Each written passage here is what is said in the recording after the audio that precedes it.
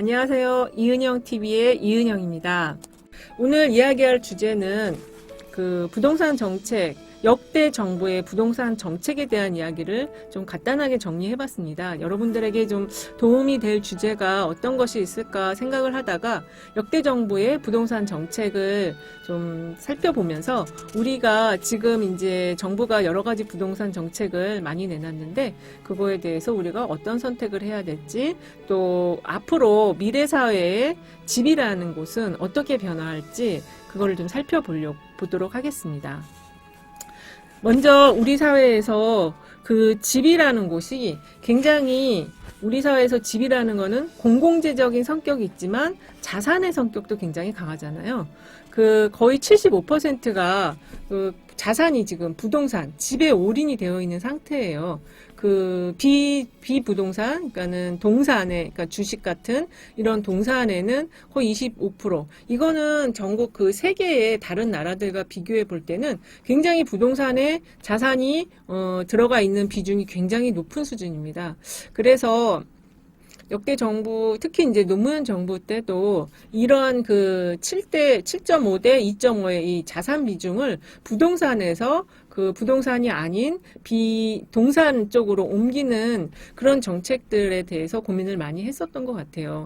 그리고 지금 현 정부에서도 지금 시중에 유동성 자산이 굉장히 많이 풀려져 나와 있는데 이 돈이 집이나 부동산에 들어가기보다는 뭔가 좀 더 생산적인 활동을 할 수 있는 그곳으로 갈 수 있도록 돈의 물꼬를 이쪽으로 터주는 그런 노력들을 많이 하고 있죠. 그래서 K펀드 뭐 이런 것도 지금 우리나라 K방역 같은 좋은 기술을 가지고 있는 기업들에게 이런 펀드를 만들어서 투자를 하자 하는 K펀드 같은 것도 지금 나와 있는 상태잖아요.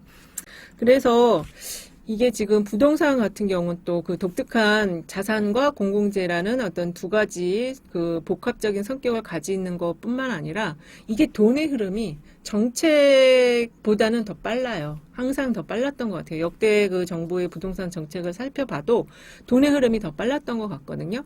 그래서 결국에는 이 돈의 흐름과 이 정책의 추진, 이 사이의 간극을, 그러니까 돈의 흐름이라는 결국에는 시장의 심리적인 흐름과 같은 거라고 저는 생각이 드는데, 이 두 가지의 간극을 가장 좁히려고 했던 게 그나마 좀 좋은 정책으로 평가받는 기준이 아닐까, 그런 생각을 해봤습니다.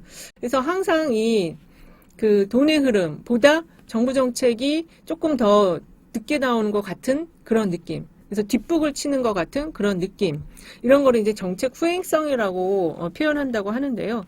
이런 시장의 특징을 잘 이해를 한다면 정부가 추진하는 정책 추진을 어떻게 해야 되는가에 대한 좀 답은 또 어느 정도 나와 있는 것 같습니다.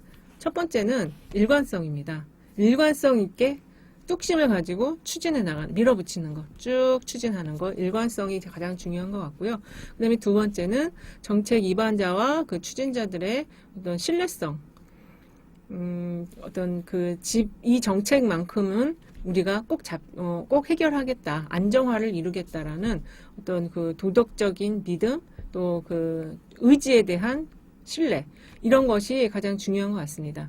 그래서 역대 정부가 이러한 부동산 시장의 특징을 놓고 볼 때 정부 정책을 어떻게 펼쳤는지 특징을 좀 살펴보려고 해요.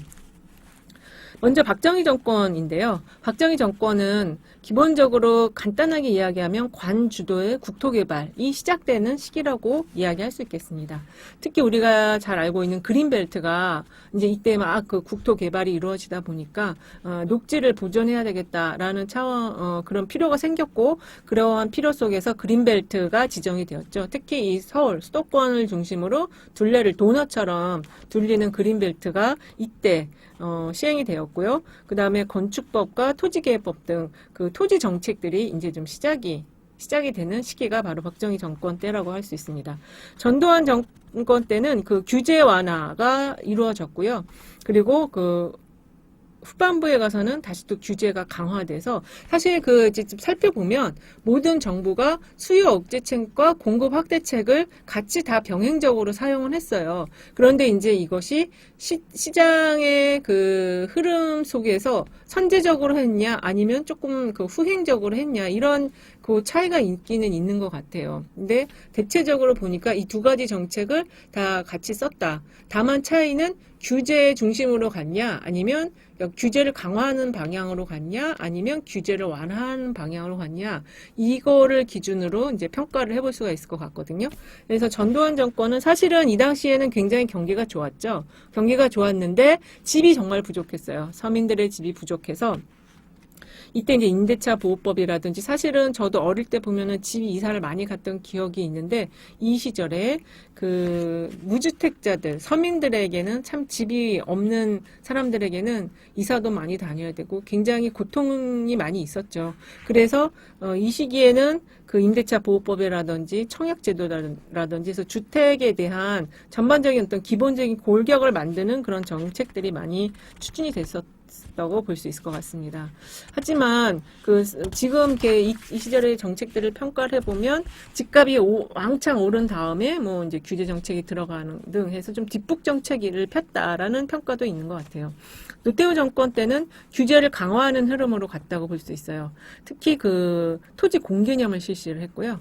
그리고 택지 소유 상한제라든지 또 토지 초과 이득세, 개발 이익 환수제 이 세 개의 법이 이때 도입이 됐거든요. 그리고 공시지가도 도입이 되고요. 또 일산, 평촌 등 일기 신도시가 이 시기에 만들어져서 이 시기에 계획이 발표가 돼서 신도시 일기 신도시 200만 호 건립이 추진되었습니다. 사실 증시 호황으로 유동자금이 부동산으로 막 또 몰리던 시기도 이때 같이 나타났습니다. 그래서 강남이 그 노태우 대통령 재임 기간 동안에 5배나 뛰는 그러한 부작용도 있었지만 어쨌든 이 노태우 정권의 가장 큰 특징은 규제를 굉장히 강하게 한 정부였다. 이렇게 볼 수 있습니다. 김영삼 정부는 금융실명제와 부동산 실명제를 통한 어떤 거래 투명성을 강화시키는 그런 정책을 폈는데요.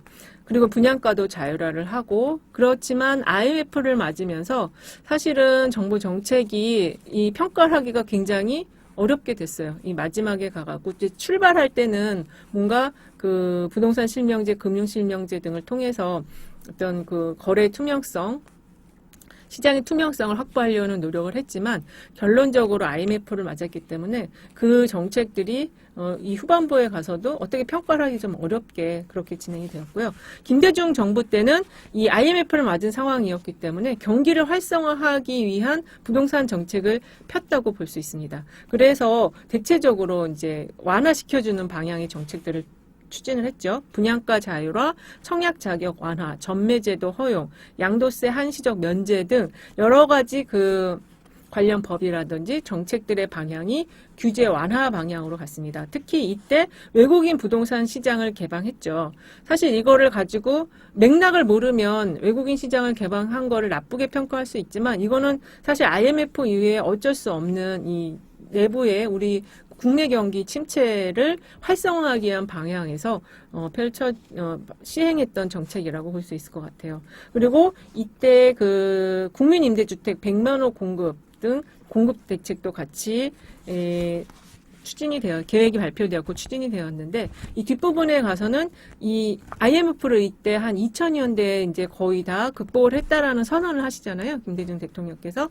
그러면서 IT에 굉장히 많은 투자를 하고 그것이 나중에 좀 버블까지 이어지긴 했지만 IT 쪽이 막 화랑이 되면서 경기가 다시 활성화가 되면서 부동산 시장도 점차 과열되는 흐름으로 갔던 시기가 김대중 정부 시절이라고 말할 수 있습니다.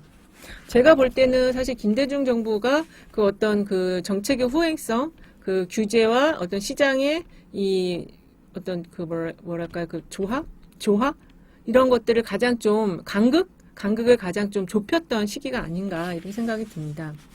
그리고 이제 노무현 대통령께서 제가 가장 그 노무현 대통령이 했던 말씀 중에 경제 분야에서 가장 기억이 나는 거는 인위적인 경기 부양하지 않겠다라는 메시지였거든요. 사실 이 노무현 대통령께서는 이 메시지를 재임 기간 동안에 수행을 하시려고 굉장히 많이 노력을 하셨고 그 메시지를 기조로 해서 여러 가지 정책들을 추진하셨던 것 같습니다. 잘 알려진 것처럼 종부세가 도입이 됐고요. 전체적인 기조는 그 규제를 강화하는 방향으로 가고 있었어요. 왜냐하면 김대중 정부 후반부에 이 경기가 활성화가 되면서 그 부동산 경기도 같이 좀 상승세로 갔기 때문에 정부 정책이 좀 규제를 강화하는 그러한 방향으로 갈 수밖에 없었던 것 같아요. 그리고 이때 또 세계적으로 전체적인 어떤 그 시장이 경기가 굉장히 좋았기 때문에 그 수요 억제책을 좀 초반에 사용을 했죠. 그렇지만 그 좀 아쉬운 점이 있다면 임기 초에 탄핵을 받았기 때문에 탄핵을 맞이했기 때문에 이 부동산 정책 같은 경우에 좀 임기 초반에 이렇게 좀 강력하게 추진을 했어야 되는데 임기 중반 2005년인가부터 종부세를 이제 추진을 하고 그러니까 임기 중반부터 이 관련법들 부동산 관련법과 관련 등의 그 규제책들이 좀 나오기 시작을 했어요. 그래서 이것이 좀 그 일관성을 가지고 추진력을 가지고 안정되게 좀 안정되게 집행할 수 있었던 좀 시간이 좀 부족했다. 그렇게 좀 저는 생각이 들거든요. 그래서 이게 조금 더 시간이 있었다면 중반부가 아닌 초반부부터 좀 강력하게 이뤄졌다면 그 또 다른 어떤 효과들이 나타나지 않았을까 그런 생각이 들어요. 그래서 노무현 정부 때는 어쨌든 그 종부세 도입 등 재산세 인사, 양도세 중과, 분양권 전매 금지, 그다음에 재건축 초과 이익 환수제, 그다음에 LTV 강화, DTI 도입 등 여러 가지 그 부동산 정책의 규제와 관련된 방향의 정책들이 많이 추진이 되었습니다. 그리고 그 2기 신도시가 사실 노무현 대통령께서 계획을 하셨던 2기 신도시 대표적인 게 판교, 화성 이런 곳이 위례 이런 지역들이 지금 이제 거의 도시로서 안정화가 됐고 안착이 되었고 도시로서 지금 굉장히 활력을 가지고 그 도시가 발전하고 있는데 이 2기 신도시가 이때 이제 계획이 되었고 사실 이때 계획할 때부터 여러 가지 그 도시 발전의 특성을 가지고 발전시키는 그런 방향들이 이 당시부터 접목이 되었던 것 같아요. 그리고 그 노무현 대통령 시기에 이제 집값이 많이 올랐다고 평가들을 하시는데 사실 전세 시장은 굉장히 안정됐습니다. 굉장히 제가 숫자를 봤는데 굉장히 다른 역대 정부 중에서 가장 안정되었던 게 이 노무현 대통령 때였다고 볼 수가 있습니다. 다음 이명박 대통령은 사실 747 공약 기억나시나요? 경제를 뭐 아주 그냥 7% 성장하겠다 이런 그 경제 대통령으로서 출발을 했기 때문에 그 규제가 당연히 강화될 수가 없죠. 완화하는 방향으로 갈 수밖에 없었고 그리고 뉴타운 개발 특히 이제 이명박 대통령은 건설 경기 부양을 통한 경제 활성화를 추구를 했어요. 그런데 이제 2008년도에 그 서프라임 모기지 파산 등 전 세계적인 금융위기가 오면서 이러한 본인이 그 건설 경기를 통한 활성화 정책이 사실 여의치가 않게 되니까 이제 4대강으로 좀 방향을 틀어가지고 뉴타운 쪽보다는 4대강 쪽으로 방향을 틀어서 경기 활성화를 하려고 했지만 결과적으로는 실패했죠. 그리고 뉴타운도 흐지부지 다 돼버리고. 그래서 이때 이명박 정부는 규제를 완화하는 방향이었고 그리고 상당히 그 야심차게 공공주택 150만 호 이때는 이제 보금자리 주택이라 그래가지고 그 150만 호를 공급하겠다. 그래서 사실 건설과 부동산 그 주택을 통한 경기 부양을 하려고는 했지만 좀 실패를 하고 그 4대강으로 올인을 하면서 경기 부양책을 이제 추진했지만 결과적으로는 긍정적으로 평가를 받지 않고 있죠. 그리고 이때 이제 하우스푸어라는 게 생겨요. 저금리를 바탕으로 주택이 오를 때 과도하게 이거를 사들여갖고 빚 갚느라고, 그러니까 대출받은 거 갚느라고 쓸 돈이 없는 하우스푸어들이 이때 생기고 집을 좀 너무 과다한 대출을 받아서 샀던 사람들은 그 대출빚 갚느라고 쓸 돈도 없는 그런 상황이 생기고, 그리고 집값은 조금 더 이제 떨어지는 방향으로 가고. 그래서 지금 여러 가지 그 기사들 보다 보면은 이명박 정부 때 집값이 안정됐다고 하는데, 사실 그 안정됐다라는 말이 굉장히 이중적인 의미가 있어요. 그러니까 집값이 올라가는 거에 비해서 안정이라는 것 자체가 좀 중의적인, 뭐 좋다라는 의미도 있지만, 또 이게 또 경제적으로는 약간 침체로 간다라는 또 그런 의미도 있기 때문에, 사실 우리나라에서 이 부동산 또는 집값 안정화라는 단어가 참 그 사람마다 그 해석을 다르게 하기 때문에 굉장히 이게, 그래서 부동산 정책이 어려운 것 같습니다. 어쨌든 집값 매매는 그랬지만 전세가는 엄청 폭등을 했어요. 이명박 정부 때. 그리고 박근혜 정부 때는 기본적인 그 정책의 기조가 공급 축소한다. 왜냐하면 그 전 대통령, 이명박 전 대통령이 그 주택을 150만 호로 공급하겠다. 그리고 막 서울에도 뉴타운을 만들겠다. 이런 걸 막 해서 경기 부양으로 하려다 보니까 이게 이제 박근혜 정부에서는 그걸 갖다가 잘라버린 거죠. 그래서 공급을 확 축소시켜버리고, 그 다음에 규제를 완화하는 방향으로 갑니다. 특히 이제 재건축과 재개발에 대한 규제를 완화하면서 인근 지역 폭등을 가져오는 그러한 또 정책 실패 효과를 가져오게 되죠. 박근혜 정부 때는 뉴스테이라는 기업형 임대주택을 도입하겠다 했어요. 근데 이게 그 보증금도 굉장히 좀 비싸고, 또 내야 될 돈도 굉장히 좀 비싸가지고 사실 시장에서는 그렇게 처음에는 좀 환영을 받았었거든요. 이 중산층을 위한 임대주택이라고 그래서 환영을 받았는데, 실제로 이게 좀 활성화가 되지는 못했던 것 같아요. 그리고 전체적인 규제를 완화하는 방향으로 가다 보니까 LTV, 또 BTI 등이 완화시켜 놓으면서 빚내서 집을 사라, 좀 집을 사세요, 이런 정책을 폈기 때문에 사실 이 시기부터 그 개인 가계부채가 증가하기 시작을 합니다. 그리고 이명박 정부 때 이미 전세가 너무 높아졌기 때문에 전세가와 매매가의 격차가 좁혀져 있었어요. 그러다 보니까 어떤 갭 투기를 할 수 있는 좀 기반이, 환경적인 여건이 좀 형성이 됐다, 이렇게 볼 수 있을 것 같습니다. 그럼 현재 문재인 정부의 정책은 어떤가요? 기본적으로는 규제 정책입니다. 그렇지만 그 공급 확대 정책도 이번에 같이 발표가 됐죠. 8.4 공급 확대 정책을 통해서 공급도 발표가 됐고, 3기 신도시도 현 정부에서 지금 지정이 됐어요. 그 역대 정부의 부동산 정책을 흐름을 살펴봤는데요. 이게 어떻게 보면은 그 가장 중요한 거는 무엇일까요? 제가 볼 때는 이게 있는 것 같아요. 그러니까 정부가 부양책을 쓸 거다. 특히 경기 활성화를 위해서 가장 손쉬운 게 건설 경기 활성화를 통한 부양책이거든요.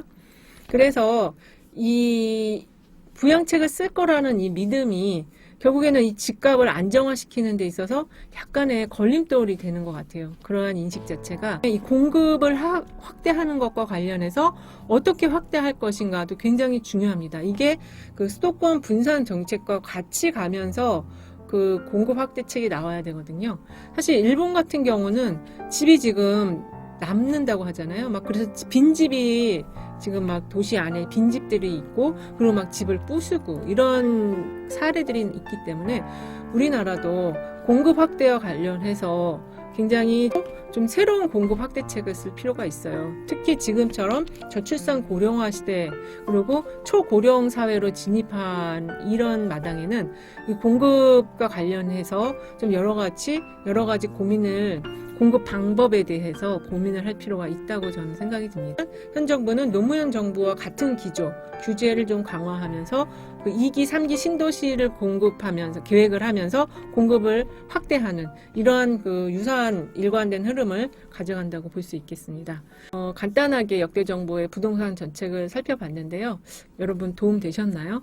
부동산 정책이 어떻게 보면은 돈이 되는 정책이라는 시각이 있더라고요. 그래서 이 정부 정책과 반대로 가면 된다, 이런 말을 하는 사람도 있는데, 정말로 돈이 되는 정책, 부동산 정책, 여러분들의 자산을 차곡차곡 쌓아주는 그러한 정책이 되기 위해서 현 정부가 추진하는 일관된 방향의 흐름을 믿고, 그리고 내가 언제 어떻게 집을 마련할 것인가에 대한 계획을 차분하게 세워보신다면 정부 정책이 정말 돈이 되는 정책이 될 수 있을 것 같습니다.